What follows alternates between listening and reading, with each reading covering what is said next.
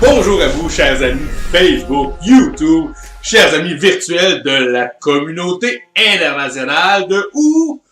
Du Québec, du grand Québec et grand et merveilleux Québec. Alors, en ce lundi 6 mai 2019, bien, je vous souhaite la bienvenue dans la capsule numéro 24. Et aujourd'hui, on a pas mal de matériel à regarder. Donc, quoi faire de mieux avant de commencer une capsule avec beaucoup de matériel? Bien, on s'ouvre une bonne Heineken 0.0. Aujourd'hui, je ne ferai pas de commercial sur la bière Heineken 0.0, mais c'est une excellente bière qu'on peut savourer.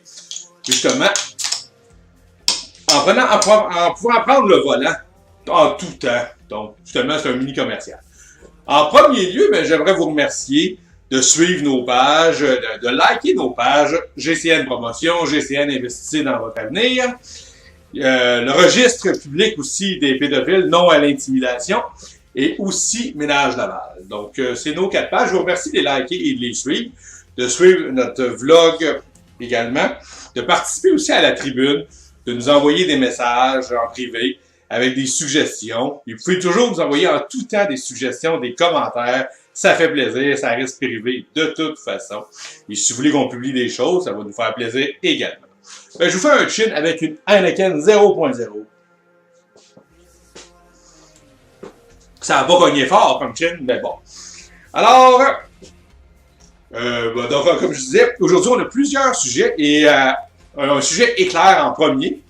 Étant donné qu'à la fin de la capsule numéro 23 la semaine passée, je parlais du comment réduire ces contraventions, à part rouler selon les limites de vitesse, faire nos arrêts-stop et puis évidemment nos lumières rouges. Comment réduire ces contraventions pour essayer d'en avoir moins, en roulant peut-être des fois un petit peu en haut de la limite, des choses comme ça. Ben, c'est très très simple. J'ai une stratégie à vous donner. Rouler selon la limite. Non, sérieusement, c'est montez-vous un répertoire, regardez un petit peu comme la géographie aussi de votre ville, l'environnement, et puis regardez aussi comment ça fonctionne le système de radar. Puis vous allez voir, ça va être très très simple. Et si vous voulez d'autres suggestions, bien, vous nous contactez en privé, puis on va vous aider justement, peut-être même pour la contestation de tickets, des stratégies aussi pour l'esquive des contraventions. Mais la meilleure manière, de toute façon, c'est de rouler selon la loi, même si c'est plate. Alors, c'était notre sujet éclair aujourd'hui. Maintenant, le deuxième sujet, qui était le sujet principal, notre sujet principal d'aujourd'hui, c'est instaurer en vous le code gagnant. Comment instaurer le code gagnant en vous et qu'est-ce que le code gagnant? Bon, le code gagnant, c'est très simple, c'est un code que j'ai moi-même instauré et institué, qui définit quelles attitudes qui sont gagnantes et quelles attitudes qui sont perdantes.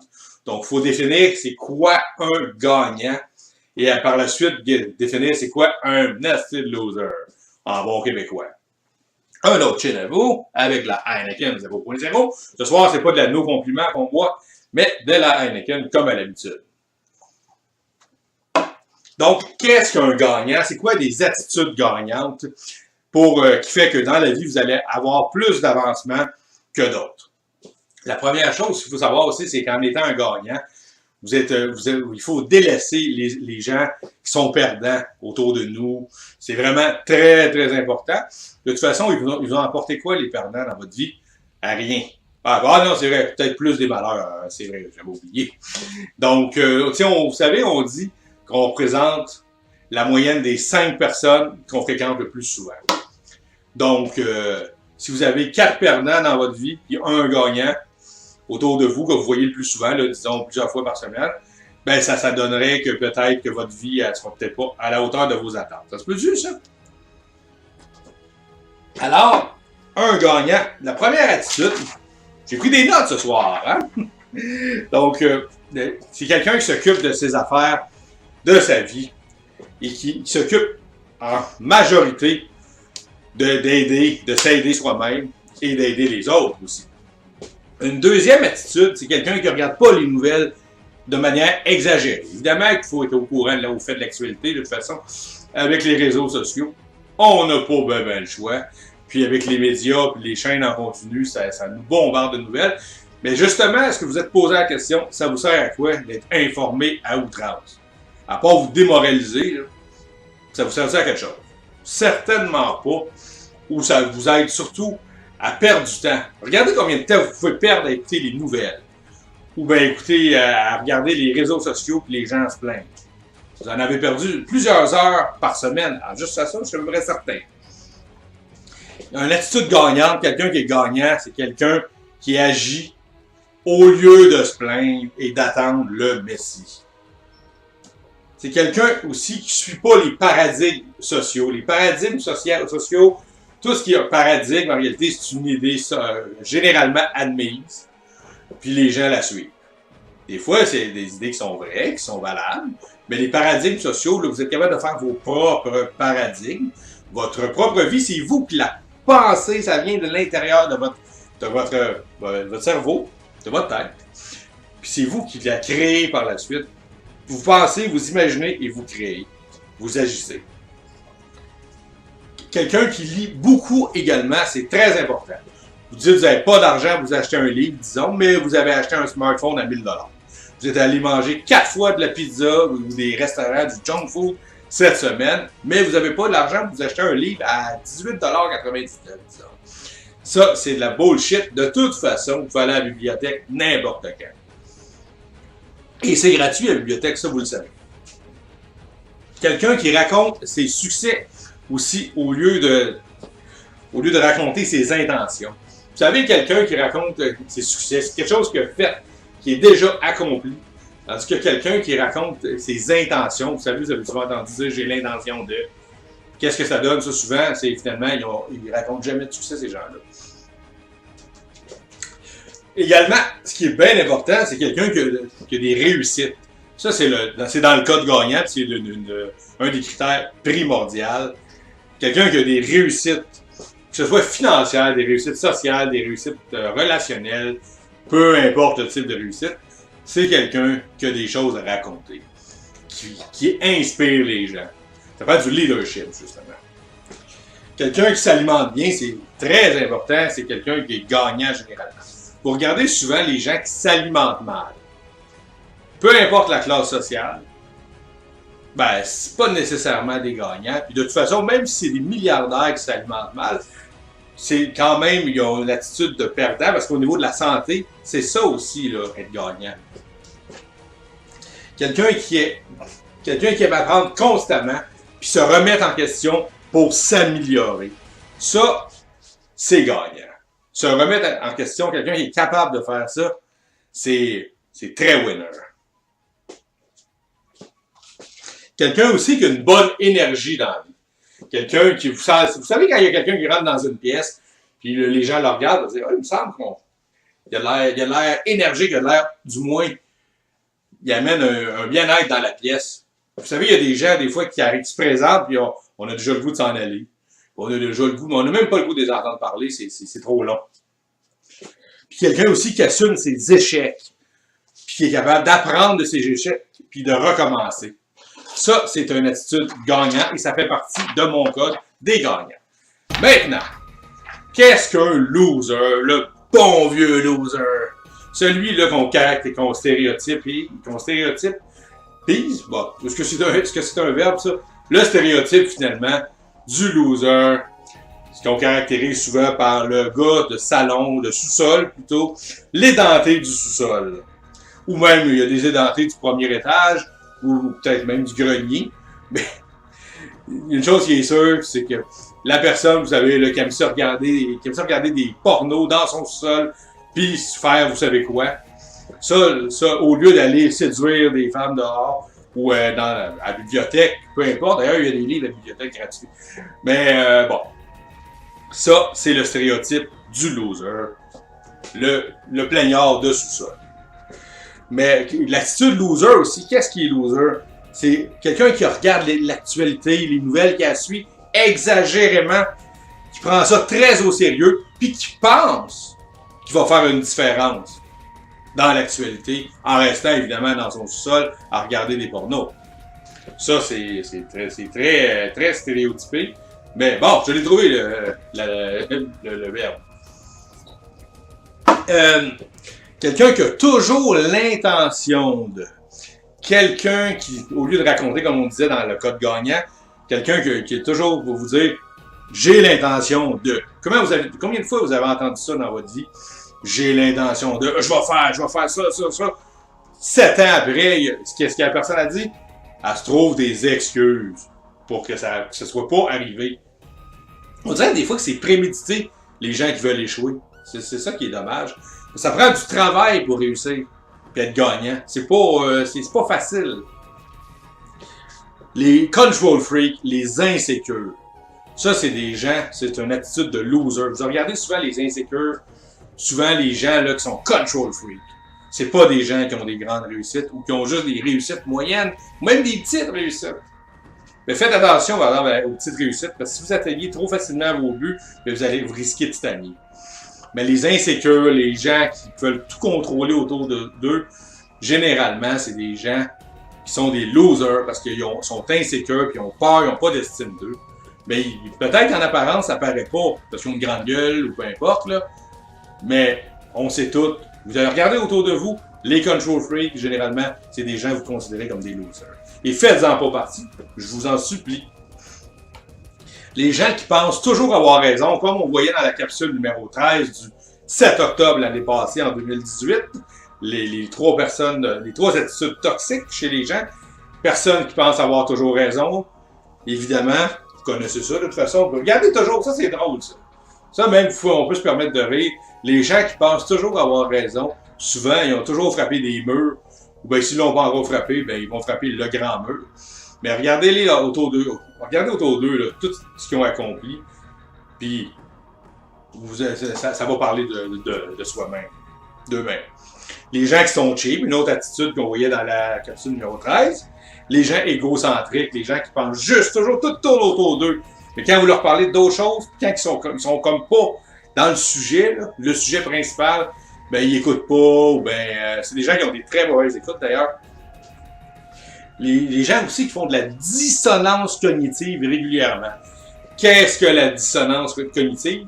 C'est très simple. C'est quand on est confronté à, finalement, ça peut être une situation, à des choses qu'on a dit et qu'on n'a pas fait. Ou c'est surtout dire quelque chose puis pas le faire. Exemple, j'aimerais ça lire 2 livres en 2 semaines, puis finalement, jamais aller s'acheter un livre, puis ne pas aller à la bibliothèque non plus, faire tout sauf lire. Ça, c'est de la dissonance cognitive. Ben, c'est surtout dire quelque chose et faire son contraire. Ça, c'est l'exemple parfait. Ou dire quelque chose puis dire le contraire 5 minutes après. Ça arrive, j'en ai vu beaucoup de gens comme ça. Aussi, les gens qui attendent constamment, que ce soit après les amis, après la famille, ou aussi après le gouvernement. Ça arrive très souvent. Ça, c'est le loser souverain, d'ailleurs. Des gens qui sont dépendants, qui ont toutes sortes de dépendances extrêmes. Tout le monde a une certaine dépendance, comme à l'argent, entre autres. Puis d'autres trucs dans la vie. Évidemment, là, on est dépendant de l'alimentation, de l'oxygène. Là.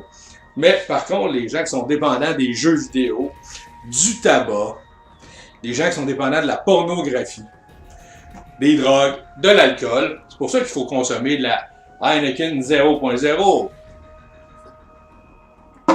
Vous en dépendre, c'est pas trop grave. Et le pire, les gens qui sont dépendants du pouvoir. Mais la suprême dépendance, c'est les dépendants et dépendantes affectifs et affectives.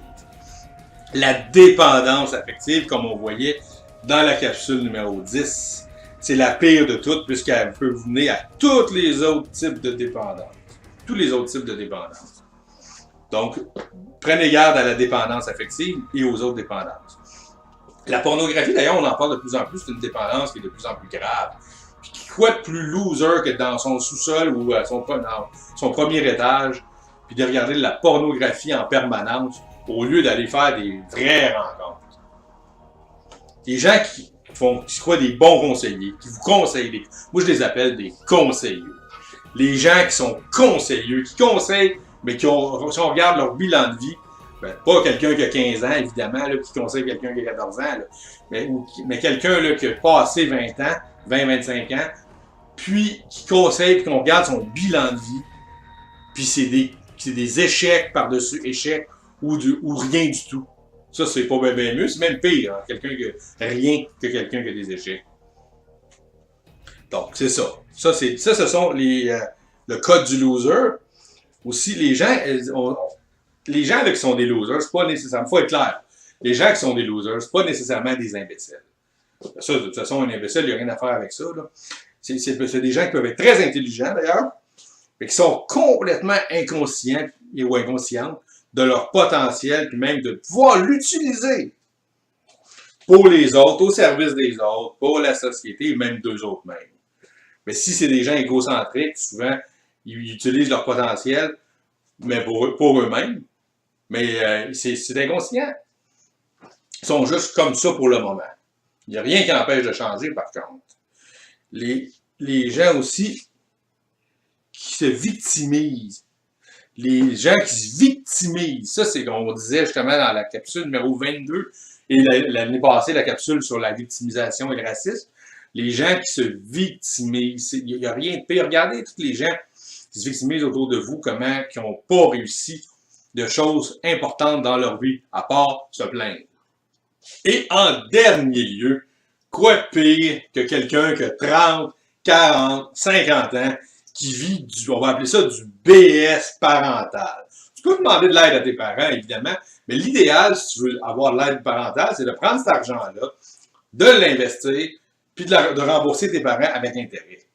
Le BS parental. Imaginez, il y a le bien-être social, qui est là pour aider en dernier recours, mais il y a des gens de 30, 40, 50 ans qui vivent avec l'argent de leurs parents, ou bien qui attendent leur héritage. Imaginez-vous donc ça, là. Il y a des gens qui attendent leur héritage pour commencer à vivre. Y a-tu de quoi plus loser que ça? Il y en a même qui planifient des budgets. J'ai déjà vu ça dans mes 20 dernières années.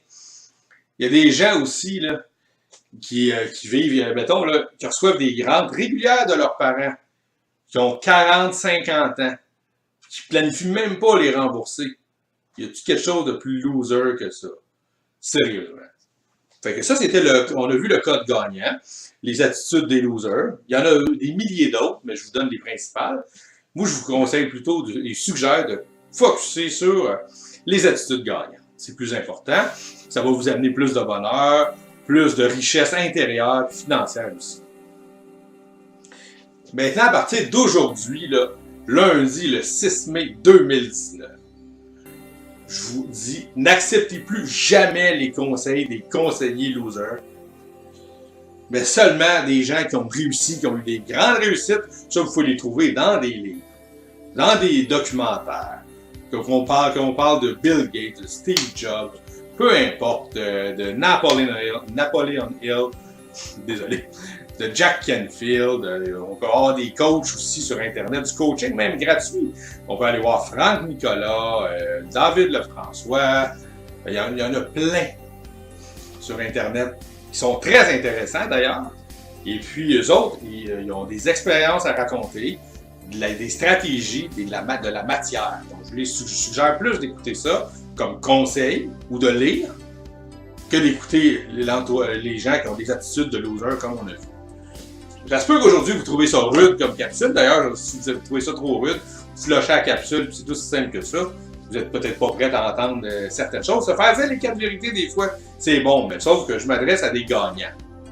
Donc, si vous êtes gagnant, vous le savez en dedans de vous-même, bien, vous êtes content, et puis vous foncez dans la vie. Donc, allez rencontrer des gens aussi qui vont vous aider, qui vont vous motiver. Et ça existe des gens qui sont là, qui veulent vous aider. Il faut juste y aller vers eux autres. Attendez pas qu'ils arrivent, parce qu'ils n'y arriveront pas. Ils ont d'autres choses, justement, ils sont en train d'aider et de développer leur vie. Donc, allez vers eux autres. Il y a des chambres de commerce, les activités ludiques. Vous pouvez aller, peu importe l'endroit, même dans des centres d'achat, il y a toujours moyen de faire des rencontres intéressantes. Des sites rencontres même. Des sites rencontres, pas nécessairement pour trouver l'âme sœur, mais des sites rencontres pour d'affaires, de commerce, pour des jeux même. Il y a des bars. Vous pouvez aller même au Randolph Pub à Montréal, à Laval. Puis c'est un bar ludique, justement, où il y a des jeux organisés, toutes sortes de jeux. C'est juste pour faire du développement social. puis avoir du plaisir en même temps. Puis prendre une bonne Heineken 0.0 ou peut-être même un verre alcoolisé, mais pas beaucoup plus, ou quand même être raisonnable.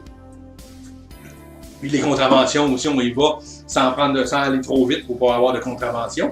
Sinon, vous nous appelez, on va vous donner des stratégies pour justement éviter d'avoir des contraventions. Puis on a des répertoires aussi beaucoup plus avancés pour vous aider. Mais bon, vous voulez participer à nos nouvelles capsules, si vous voulez, à des débats intéressants, à la tribune GCN, vous avez juste à nous écrire sur notre page GCN Investir dans votre avenir, dans notre avenir aussi, mais dans le vôtre, ou GCN Promotion. Et puis, vous pouvez aller sur notre chaîne YouTube aussi, qui est GCN, avec le logo de la planète Terre GCN écrit dedans. Donc, écoutez, je vous remercie aussi à tout le monde. Un immense merci de liker nos pages. On est aussi de faire des vues, d'écouter nos vidéos et de commenter, de nous envoyer des suggestions. Étant donné que maintenant, on est rendu quand même à plusieurs milliers de vues, aussi de milliers de personnes rejoignables grâce à nos capsules. Donc, je vous souhaite une très belle journée, une belle soirée, selon le cas. Et au plaisir de se revoir dans la capsule numéro 25, qui va être un sujet mystère. Merci.